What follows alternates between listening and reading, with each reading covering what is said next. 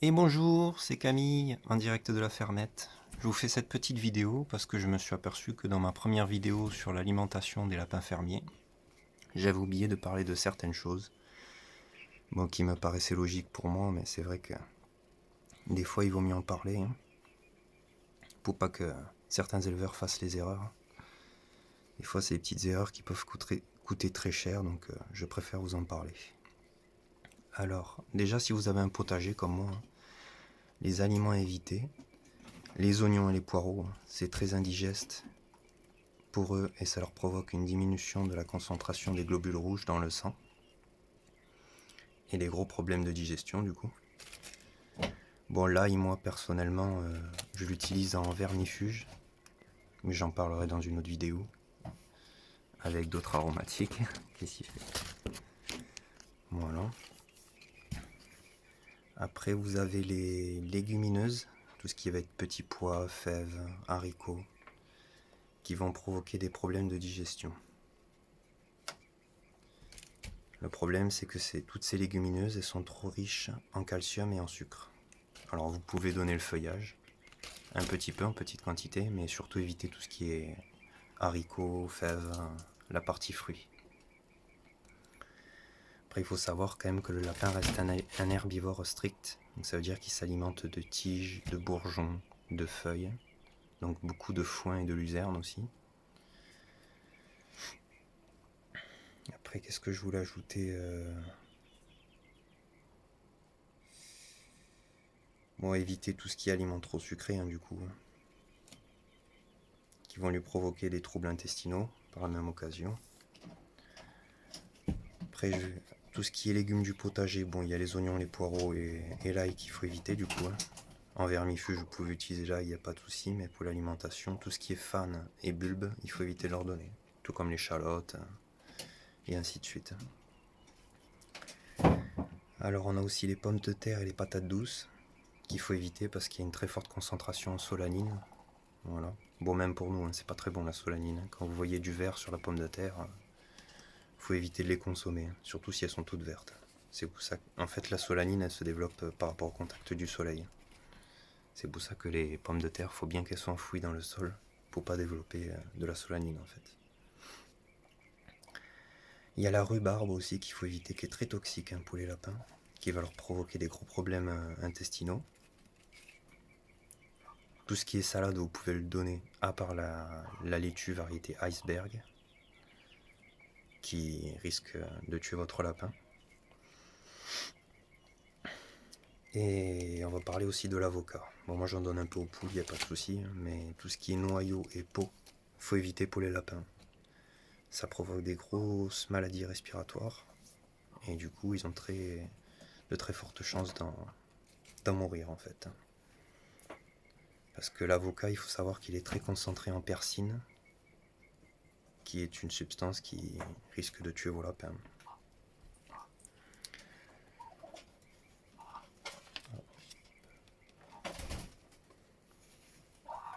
Après, ce qui est bien de leur donner, mais en petite quantité toujours, c'est tout ce qui va être chou, les asperges, les épinards. Ce sont des légumes qui sont très riches en calcium, donc ça va être bien surtout pour la pro, hein. Mais le souci c'est qu'ils sont assez riches en oxalates. Donc les oxalates après ça provoque des risques de calcul urinaire chez les lapins, donc ce sera en petite quantité. Vous pouvez en donner mais il ne faut pas aller dans l'excès non plus. Bon, bien sûr, évitez le chocolat et, et le pain. Bon, moi je le donne en petite quantité. Si vous en donnez juste en friandise, il n'y a pas de souci. Mais il faut éviter que ça devienne l'alimentation de base. Ça va provoquer des problèmes intestinaux, voire la mort du lapin. Le blé est très toxique pour eux, donc en très petite quantité. C'est juste une petite friandise de temps en temps. Voilà, bon, le chocolat, non, par contre, il vaut mieux éviter. Après, il faut éviter. Bon, les fans de radis, vous pouvez en donner, il n'y a pas de souci. Mais le radis même, il faut surtout pas le donner. Parce que ça va provoquer des soucis de digestion aussi. Après, moi, je les nourris au grain sans OGM. Après, le mieux, c'est de regarder que votre grain ne contienne pas de céréales. C'est le mieux. D'éviter tout ce qui est blé, maïs. Par contre, Ce qu'il faut regarder, c'est qu'il soit très riche en vitamines, vitamine A, B3 et E, riche en minéraux, en fibres et oligo-éléments. Voilà, qui contiennent de la luzerne, ces choses-là. Ça, il n'y a pas de souci. De la pulpe de betterave, toutes ces choses-là, il n'y a pas de problème, mais surtout qu'il y ait le moins de céréales possible, voire pas du tout, c'est le mieux. Et je ferai une petite vidéo sur la composition de mon granulé sans OGM que j'utilise. Parce que bon là, j'ai tout dans les nourrisseurs et j'en ai plus, donc je peux pas vous montrer la composition de mon sac. Mais je sais moi qu'il est très riche en vitamines, minéraux, fibres, oligo-éléments, et qu'il y a pas de, j'ai pas de céréales dedans. C'est surtout de la luzerne, de la pulpe de betterave, ces choses-là. Mais c'est très important, surtout le calcium pour les lapro, pour l'évolution des os. Après, qu'est-ce que je pourrais ajouter? Bon, le granulé, comme j'ai dit dans ma première vidéo, c'est qu'un complément. C'est pas l'alimentation de base. C'est surtout, par exemple, l'hiver, vous n'avez pas trop de fruits et légumes à donner. Et comme vous savez qu'ils n'auront pas un régime équilibré, qu'ils n'auront pas forcément assez de vitamines, il vaut mieux donner le granulé. Comme ça, il y a pas de, votre lapin n'aura pas de carence et il sera en très bonne santé. Après, ce qu'il faut leur donner, c'est les feuillages très fibreux. Tout ce qui est phormium, cordyline, c'est le top. Les canards, c'est très riche en fibres. Après, il faut leur donner des bois verts, parce que le lapin, il faut qu'il range pour se limer les dents. Donc là, le top, c'est le bois des fruitiers. Le figuier, vous pouvez donner les feuilles, mais bon, évitez les branches, parce que c'est rempli de latex et c'est très toxique. Comme le laurier rose, qui produit du latex aussi. Moi, j'en donne pas du tout. Après,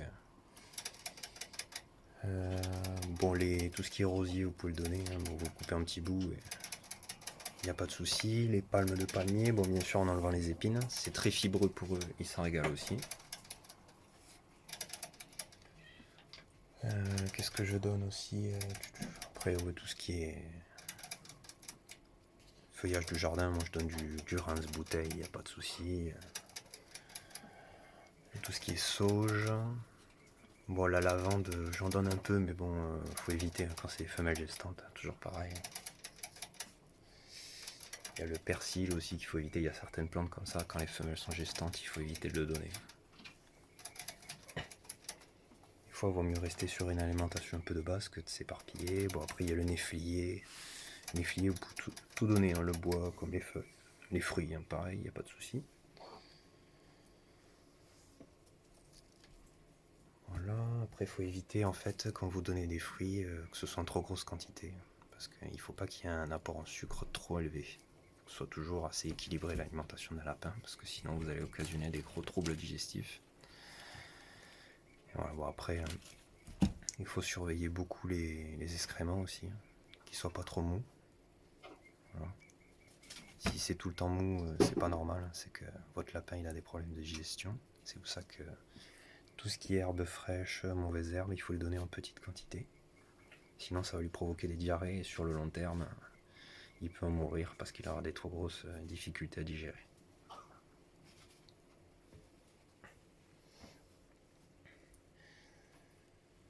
Voilà, qu'est-ce que je peux ajouter? Bon, moi, c'est que du foin que je donne à volonté. Bon, si vous n'avez pas de foin, vous pouvez donner de la luzerne, ça y a pas de souci.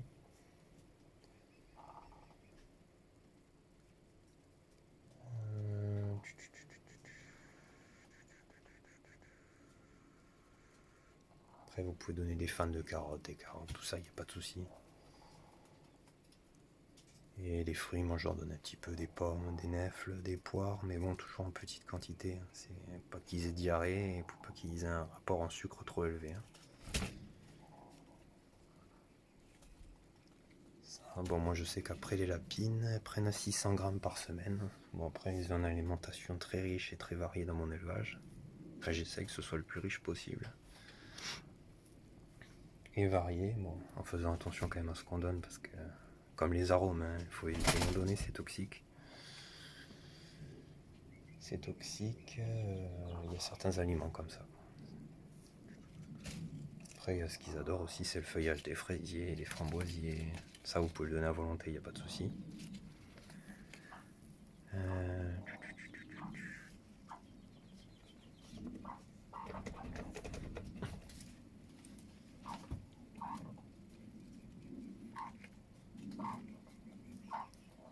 Voilà, moi je donne beaucoup de mûrier platane encore, bon, avant que les feuilles tombent. Hein. Mais ça, là, c'est vraiment le top. Hein. Ça, il se régale. Hein. Là, le mâle là, que je suis en train de filmer, mâle géant papillon, il mange le bois pour se faire les dents, il mange les feuilles, il a du foin à volonté. Bon, il a un petit nourrisseur automatique pour le granulé. Bon, je mets un petit peu, c'est pas... Comme j'avais dit dans une précédente vidéo pour comment faire des économies sur son élevage de lapins. Il faut savoir que je passe un sac de 25 kg de granulés pour une dizaine de lapins. J'ai 10 lapins en tout. Donc c'est pas énorme, hein, mais bon, je les nourris pas que de ça. Moi, c'est surtout le foin à volonté et les déchets verts. 90% de leur alimentation, c'est ça. Et après, j'essaye de compléter avec du granulé. Parce que bon, moi là, au potager, j'ai pas fait grand chose pour le moment. Faut pas qu'ils aient de carence. J'essaye qu'ils aient une alimentation vraiment équilibrée, c'est important.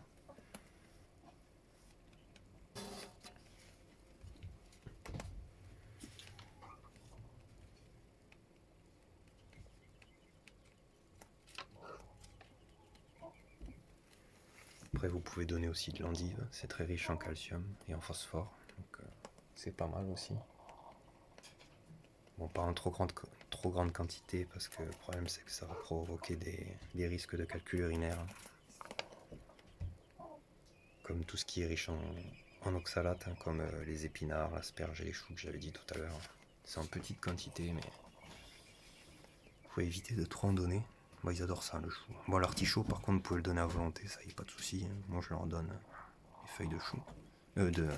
D'artichaut, je m'embrouille. Après, ça mange à peu près tout. Tout ce qui est feuillage de frêne, de cassia, tout ce qui est acacia aussi. Le sureau. Après, au niveau des arbustes, ils sont pas trop difficiles. Après, comme je vous dis, il faut faire attention. Comme tout ce qui est plantes à baies, qu'il faudrait éviter surtout, les arbustes. Tout ce qui est cotonéaster. Le feuillage, vous pouvez le donner, mais tout ce qui est baie, il faudra faire attention qu'il n'y en ait pas, ils sont très toxiques. Sur le cotonéaster, il y a le pyracantha aussi. Bon, les rostromières, ils en raffolent. Ça, vous pouvez donner fleurs et feuillage, même la tige, ils mangent tout. Moi, j'en ai. Il y en a même que je garde juste pour le feuillage, en fait, parce que l'avantage des rostromières, c'est que le feuillage se renouvelle très très vite. Donc chaque semaine, j'ai beaucoup de feuillage à donner. Les canards aussi, hein, ça produit beaucoup de feuillage et ils adorent ça, même les fleurs, ils mangent tout. Après, c'est bien, c'est pas mal des fois. Enfin, moi, je sais que comme j'en ai vraiment beaucoup, l'été, j'en donne, parce que l'été, ils souffrent de la chaleur et c'est très riche en eau, donc c'est plutôt pas mal. Après, je voulais ajouter, c'est l'eau, hein, surtout qu'il ne manque pas d'eau et que l'eau soit propre. Hein. Moi, je sais que tout ce qui est buvette automatique, bon là, il n'y a que lui qui a des petites tétines là, pour le moment, parce que j'ai pas fait de buvette automatique encore. Parce que là, je suis en train de monter mon clapier en béton. Donc ça me prend un peu de temps. Mais toujours de l'eau propre, c'est très important. Parce qu'après, à force, il va y avoir des algues qui vont s'y développer, des bactéries. C'est pas terrible.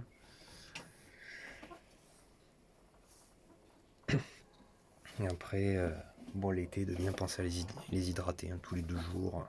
Quand il fait 40 degrés, clapier en béton, bon, moi j'ai des arbres au-dessus. Hein, j'ai un figuier qui me fait de l'ombre. Mais l'été, ils souffrent beaucoup, les lapins. Bien penser à les hydrater, ils aiment ça.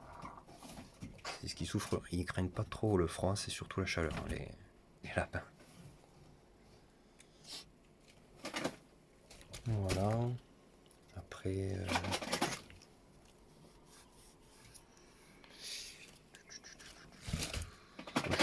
je pense que j'ai fait à peu près le tour.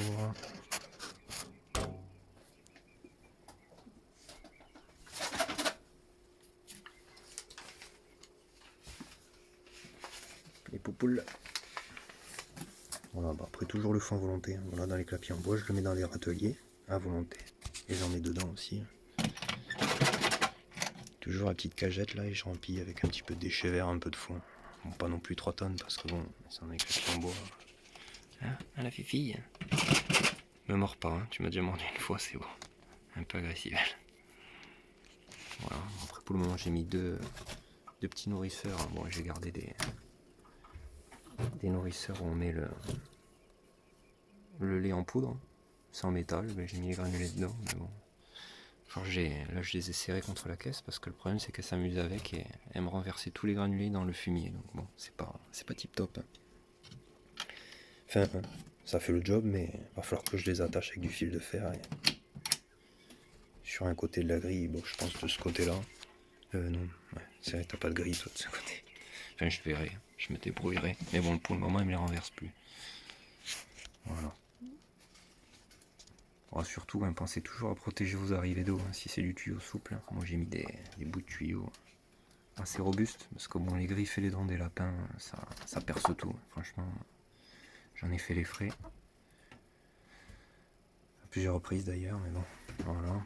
Bon, le mâle, il a toujours sa petite caisse, hein, du foin, des déchets verts. Il est là en dessous, là.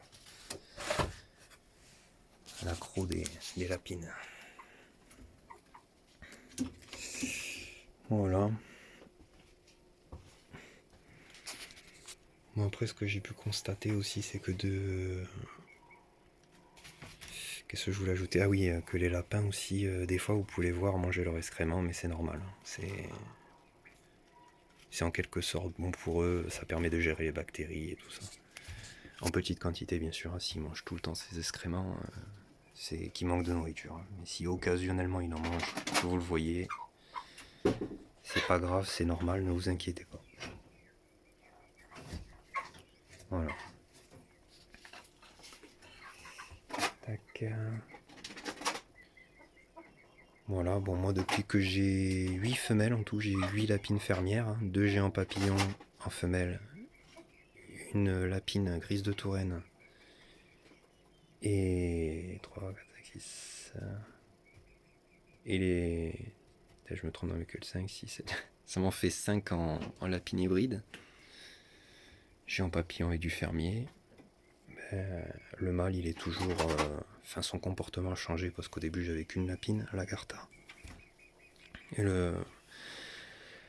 après maintenant il vient devant chaque clapier en béton ou en bois et il urine devant pour marquer son territoire. Bon c'est un peu chiant mais bon, enfin je dirais. Parce que bon, il y a l'odeur quand je nettoie, je passe un coup de jet, mais bon. Il arrête pas, il est toujours surexcité, ça se voit qu'il en peut plus. Qu'avant il était beaucoup plus calme. Du coup voilà, il arrête pas là, il sent qu'il y a ces deux-là, il les a pas fécondés, alors je suis sûr. Se dire dans sa tête, non, il est parti, parce qu'il arrête pas de. Il est hyper actif. Trop de femelles. Voilà, bon là mon géant papillon, j'attends un petit peu. D'ici 2 mois, il sera en âge de reproduire pour mes 2 lapines. Pour faire du pur race.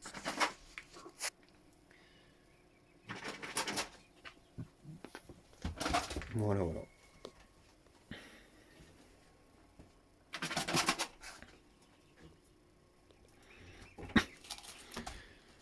Bon, ben je vous remercie à ceux qui me suivent. Hein, et n'hésitez pas à liker, partager et à vous abonner si mon contenu vous plaît. Hein.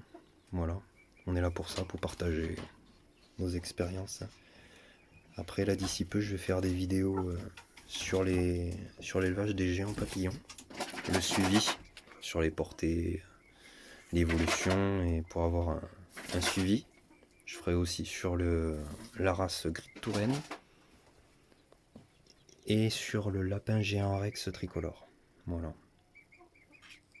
fur et à mesure, bon là je vais rentrer bientôt un mâle gris de Touraine et je vous ferai des vidéos pour le suivi de ces 3 pures races que je ferai.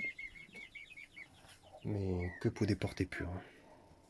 Voilà. Il n'y a que les hybrides géants papillons lapin fermier que je garderai pour l'alimentation. Voilà, moi je vous ferai des vidéos au fur et à mesure hein, parce que j'ai aussi une vidéo à faire sur comment gérer les poux rouges, les charançons et une sur les rats aussi. Je ferai une vidéo assez sympa. Voilà.